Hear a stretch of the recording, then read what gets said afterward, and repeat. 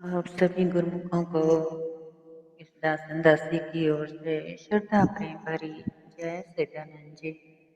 जय सिद्धू। बंदो चरण सरोज गुरु मुद मंगल आगार। ये सेवत नर होत है भव सागर से पार। गुरु जी के सुमिरन मात्र से नाशत विघ्न अनंत। तासे सर्व आरंभ में ध्यावत है सब संत। आप प्रगटे इस जगत में जीव काज सुधारने। शबद नाव बनाई सुंदर दुखित जीव उबारने। नम्रता और दीनता से भेंट सतगुरु लीजिए। मैं हूँ शरणागत तिहारी दास अपना कीजिए। मैं हूँ शरणागत तिहारी चरणों में रख लीजिए। सौभाग्यशाली गुरुमुख सज्जन मंडली अपनी मन चित्त की समस्त चित्त वृत्तियों को एकाग्र करते हुए अपना ध्यान अपने मन मंदिर में श्री परमहंसों की ओर लगाते हुए श्रद्धा प्रेम सहित मीठे स्वर में बोली जयकारा। बोल मेरे श्री गुरु महाराज की जय।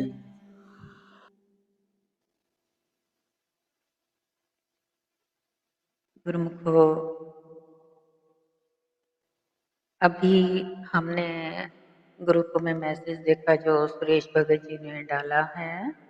सुनीता रहेजा जिनके भगत जी की शरीर जिन्होंने छोड़ा है, तो हम इस बात का बड़ा अफसोस है और हम उनके लिए भी इस ग्रुप में शांति मांगेंगे और श्री गुरु महाराज जी उनको अपने चरणों में स्थान बख्शे, उनकी आत्मा को शांति मिले और उनके घर परिवार वालों को श्री गुरु महाराज जी अंदर से सहयोग दें, आशीर्वाद दें कि उनको हिम्मत मिले इस दुख को सहने की। तो गुरुमुखो, इस युग में हमारा समा जो बीत रहा है, इस वक्त समा बहुत जल्दी जल्दी बीत रहा है और जितनी जल्दी समय ये बीत रहा है उतनी जल्दी जल्दी कर्म भी चल रहे हैं। कर्म क्यों चल रहे हैं? क्योंकि कर्म जो हैं वो हमारे शरीर पर बंधी हुई कर्मों की चैन है, जंजीर है। जैसे जैसे हम भागते हैं वैसे वैसे वो जंजीर हमारे साथ साथ भागती है। आज के समय में हम जो जो कर्म कर रहे हैं, यानी कि जैसे अभी आपको बताएं कि ब्रह्मांड का एक अंतरिक्ष बैंक है, एक अंतरिक्ष बैंक खाता है कि जो जो मनुष्य किसी की छोटी से छोटी भलाई अच्छे से अच्छा कोई कर्म करता है या जो बुरा करता है, उसके अच्छे बुरे सब विचारों का खाता उस बैंक में जमा होता जाता है। तो जैसे जैसे समय आता है, जीव उसी प्रकार के बैंक खाते में से उसको वही मिलता है जो उसने उस बैंक में कमा करके डाला हुआ होता है। तो महापुरुष कहते हैं कि हम किसी की अगर भलाई नहीं कर सकते, नेक कर्म नहीं कर सकते, लेकिन एक काम तो कर सकते हैं। वो क्या? कि हर वक्त सबका भला मांगना जरूर चाहिए और अपनी सन्मुति जो है, यानी कि अपनी सद्बुद्धि जो है, प्रभु के चरणों में माथा टेकते हुए जब आप सिर झुकाते हैं, मंदिर में माथा टेकते हैं, उस वक्त प्रभु के चरणों में ये जरूर कहें कि प्रभु मेरे को विवेक बुद्धि दे। विवेक बुद्धि होने से हमारे कर्म जो हैं वो सुधार होता है कर्मों का।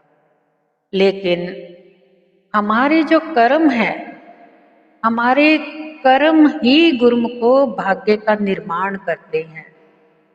जैसे जैसे हम कर्म करते जाते हैं वैसे वैसे हम संसार में सुख और दुख भोगते जाते हैं। क्योंकि ये जो सुख और दुख हैं ये सब कर्मों की खेती है। पहले के समय में जितनी भी माताएं बहनें होती थीं, जब भी उनके घर में कोई संतान होती थी तो वो कोई ना कोई धार्मिक पुस्तकें पढ़ा करती थी, अच्छे विचार रखती थी, या घर में अपने परिवार के साथ प्रेम भाव करते रहते उनकी सेवा करती थी। मन में किसी प्रकार का किसी के लिए द्वेष भावना भी नहीं रखती थी। जबकि आज के युग के समय में अब बहुत फर्क आ गया है। अब पहले की जो माताएं बहनें जैसे विचार रखती थी वैसी ही उनकी संतानें हुआ करती थी। क्योंकि माता जो होती है जैसे विचार रखती है उसके विचारों का असर प्रभाव उसके संतान पर जाता है। तो संतान पर जाने से क्या हुआ कि संतान जैसे जैसे बड़ी हुई सयानी हुई, संतान भी आगे से वैसे ही अपने माता पिता की सेवा, श्रद्धा, प्रेम भाव और एक दूसरे की इज्जत करना जानते थे। लेकिन अब आगे की जनरेशन जो है, इस वक्त जो वक्त चल रहा है बहुत ही खतरनाक समा आ गया है। कैसे कि ये जो मीडिया चल पड़ा है, चाहे इंस्टाग्राम है, फेसबुक है, चाहे कोई भी कुछ भी, अब कोई तो इसको यूज करता है तो कोई मिसयूज करता है। और सबसे बड़ा दोष कहाँ आता है कि ये जो मीडिया है इसमें है। दूसरा दोष, दो प्रकार के दोष हैं, एक मीडिया का है, दूसरा हमारे देश का कानून, अर्थव्यवस्था इतनी बिगड़ चुकी है, कानून जो है इतना इस वक्त खराब हो चुका है कि सही और गलत की ना उसको पहचान हो रही है और ना ही कोई जिस कारण से कर्म सही कर पा रहा है। कर्म क्यों खराब होते हैं? क्योंकि हमें कोई सुधार करने वाला नहीं मिलता। जब सिर पर कोई टीचर ना बैठा हो, एक क्लास में बच्चे पढ़ रहे हैं, उस क्लास में टीचर नहीं है, तो बच्चे क्या करेंगे? मनमानी करेंगे, एक दूसरे को मारेंगे, काटेंगे, एक दूसरे का छीना झपटी करेंगे, किसी का सामान चुरा लेंगे, झूठ बोल लेंगे, किसी को मार धाड़ करते रहेंगे, कुछ ना कुछ तो करेंगे ना। तो इसका मतलब क्या है कि या तो टीचर है लेकिन टीचर जो है अनदेखा करता है, उसको बच्चे संभालने नहीं आते। और ऐसे टीचर को जो बच्चे ही नहीं संभालने आते तो उस क्लास का क्या हाल होगा? अर्थव्यवस्था ऑटोमेटिक बिगड़ेगी। तो आजकल की जो माताएं हैं, यानी हमारी बहू बेटियां आज के समय की जितनी भी हैं, अब क्या कर रही हैं कि मीडिया से जुड़ चुकी हैं। मीडिया से जुड़ने के कारण उनकी संतानों पर वही असर आ रहा है। अब अगर संतानों पे वैसा असर आएगा तो आप क्या उम्मीद रखेंगे अपने बच्चों से सेवा भाव की? अब आज के जमाने के जो बच्चे हैं अपने माता पिता को घर से निकाल रहे हैं, उनका सत्कार नहीं करते और ना ही कोई परवाह है किसी को किसी के दुख सुख से, स्वार्थी होते जा रहे हैं। तो ये सारा कसूर किसका है? संगति का। अगर हम अपने कर्म सही बनाने हैं तो पहले हमें क्या करना होगा? पहले अपनी संगति बदलनी होगी। जितनी संगति बदली जाएगी, जितनी अच्छी संगत करेंगे, उतने अच्छे कर्म बनेंगे, क्योंकि संगत का प्रभाव असर जो है हमारे कर्मों पे आता है। अब जब तक से बुरी संगत नहीं मिली तब तक जीव जो है अपने मन के शुद्ध विचारों से जुड़ा रहता है।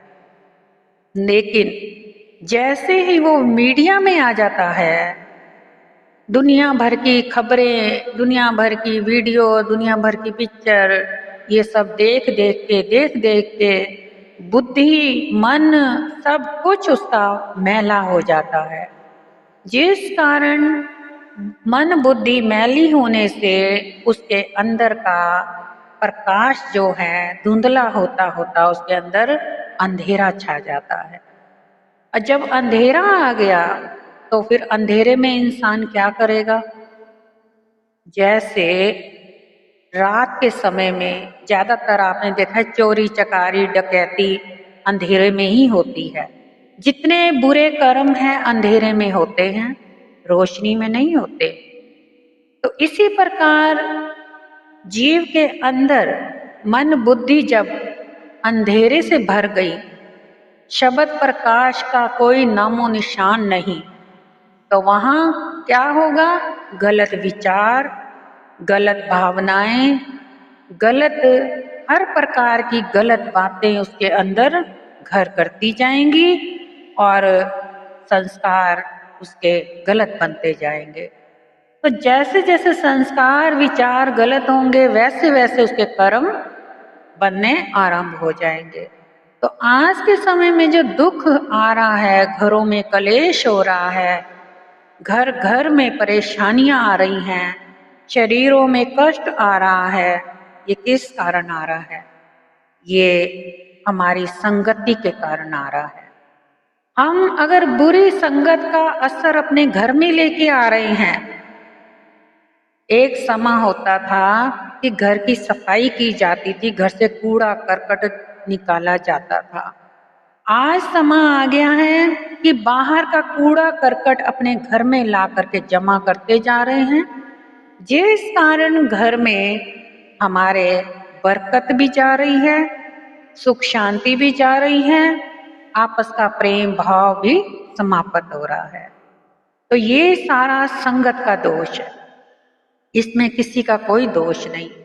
दूसरा, कानून भी सही नहीं चल रहा, कानून भी गलत का साथ देता है, सही को सजा देता है और गलत को रिहा करके आजाद छोड़ देता है कि जिससे गलत इंसान और गलत कर्म करे और भ्रष्टाचार करे और दुनिया में गंद फैलाए और दुनिया का जीना हराम हो जाए। ये अब चल रहा है। तो इससे बचाना है, इससे हमें अपने आप को संभालना है, अपने परिवार को संभालना है। तो उसके लिए हमें अपना बच्चों का ध्यान, कर्मों का ध्यान, बच्चों के सारा दिन की जो भी आप बच्चे कर रहे हैं, क्या करते हैं, क्या खाते हैं, क्या पीते हैं, कहाँ जाते हैं या किस चीज़ को ज़्यादा लाइक करते हैं, इन चीज़ों पे आप ध्यान जरूर दें। अगर आप चाहते हैं कि आपका बुढ़ापा आगे चल के सुखी हो, आपके बुढ़ापे को किसी वृद्धाश्रम में ना जाना पड़े, आपके बुढ़ापे को सड़क पे ना रुलना पड़े, जिससे अपना ध्यान करना चाहते हो तो पहले अपने बच्चों का सुधार करें। ये बातें नई जनरेशन के लिए हैं, क्योंकि पुरानी जनरेशन जो है वो तो बीत गई जैसे कैसे, लेकिन आने वाला जो भविष्य है इस वक्त इतना खतरनाक है कि बच्चों की ब्याह शादियां सब समाप्त हो रही हैं, जिससे कि घर की सुख शांति भी समाप्त हो रही है। अब गुरुमुखों, हमारा जो पेट और दिमाग है, इन दोनों का कनेक्शन एक है।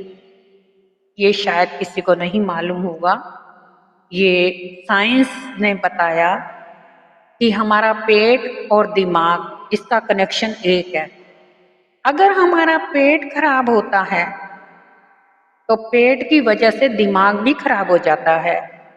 तो अगर हमारा दिमाग खराब होता है तो दिमाग की वजह से पेट भी खराब हो जाता है।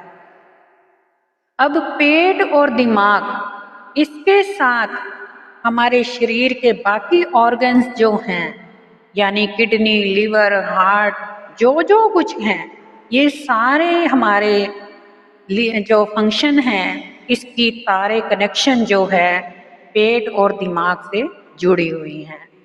अगर पेट खराब होगा तो इससे हमारे शरीर के बाकी के ऑर्गन्स जो हैं, यानी शरीर के फंक्शन जो हैं, वो भी धीरे धीरे खराब होने आरंभ हो जाते हैं।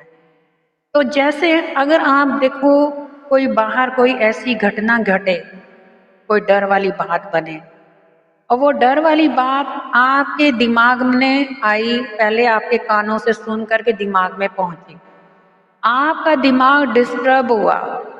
अब दिमाग ने वो सूचना कहाँ पहुंचा दी? पेट के अंदर। पेट के अंदर जैसे ही गई तो पेट खराब होना आरंभ हो जाएगा। आपने देखा कि कोई ऐसी अगर दुखद घटना या कोई खराब बात किसी प्रकार की परेशानी वाली सुनाई दे दे तो सबसे पहले पेट गुड़गुड़ करने लगता है। तो पेट जब खराब होता है तो तब जाकर के धीरे धीरे बाकी के फंक्शनों पर असर डालता है, जिससे कि धड़कन भी तेज हो जाती है, घबराहट हो जाती है, हार्ट की प्रॉब्लम, हार्ट अटैक की प्रॉब्लम आरंभ हो जाती है। इसी प्रकार से हमारे घरों परिवारों में जिस प्रकार से शरीर के मेन जो स्थान बताए गए हैं, दिमाग और पेट, जिसके साथ सारे ऑर्गन्स जुड़े हैं, ऐसे ही घर के दो सदस्य होते हैं, यानी कि मियाँ और बीबी। अगर ये दोनों सही हैं तो इनके साथ बाकी के बच्चे जुड़े हैं जो, वो भी सही रहेंगे। अगर ये दोनों ही आपस में एक दूसरे को नहीं समझ पाए, एक दूसरे से लड़ाई झगड़ा करते हैं या अपने बच्चों के कानों में एक दूसरे की बुराई करके उनका कान भरते हैं, तो घर का माहौल बिगड़ता है, घर की बरकत जाती है। और जैसे कहते हैं परिवार के अंदर मतभेद जब आरंभ हो जाता है तो जहाँ एक दूसरे की निंदा चुगली बुराई, यानी जैसे कि माँ है अपने पति की बुराइयां अपने बच्चों को बताती है, या पति जो है अपनी पत्नी की बुराइयां अपने बच्चों को बताता है, तो क्या होता है? बच्चों के दिलों में प्रेम प्यार सब समाप्त हो जाता है, जिससे कि घर के अंदर एक वास्तु दोष आ जाता है, जिससे ना कोई बरकत रहती है और ना ही सुख शांति मन की रहती है। तो आने वाले समय को अगर संभालना है तो समय रहते ये बातें याद रखें। आगे का समय कैसे गुजारना, कैसे बनाना, ये आपके हाथ में है। अपने परिवार को संभालना है तो अपना पहले सुधार करें, अपने बच्चों को बाद में सुधारें। तो इसलिए महापुरुष यही फरमाते हैं कि दिल का हुजरा साफ कर। दिल को अगर साफ रखेंगे तो विकार अपने आप सही हो जाएंगे। दिल में किसी की बुराई नहीं रखें, गलत विचार नहीं आने दें। मीडिया में क्या क्या आ रहा है क्या नहीं आ रहा, उसका असर प्रभाव अपने घर पर ना होने दे। इसी वजह से कहते हैं बुराई बाहर से आती है, घर से नहीं। घर तो हमारा साफ सुथरा था, जैसे ही घर में हमने सफाई रखी, बाहर आंधी चली तूफान की तो धूल मट्टी कचरा हमारे घर में उड़ करके आ गया। इसी प्रकार से बाहर के विचार, बाहर की गलत धारणाएं, गलत बातें हमारे बच्चे जब घर में लेकर आते, जैसे कहते हैं ना घर में एंट्री करो तो चप्पल बाहर उतार कर आओ, क्योंकि चप्पल में बाहर की धूल मट्टी गंदगी लगी हुई है तो घर में ना आ जाए।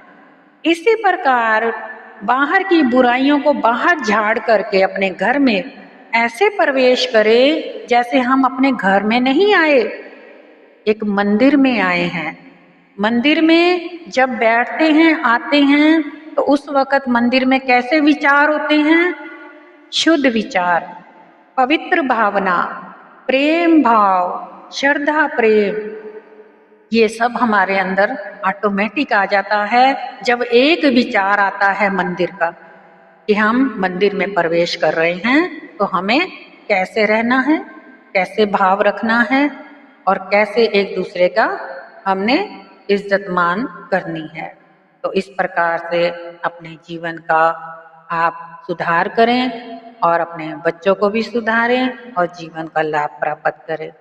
बोलो जयकारा, बोल मेरे श्री गुरु महाराज की जय।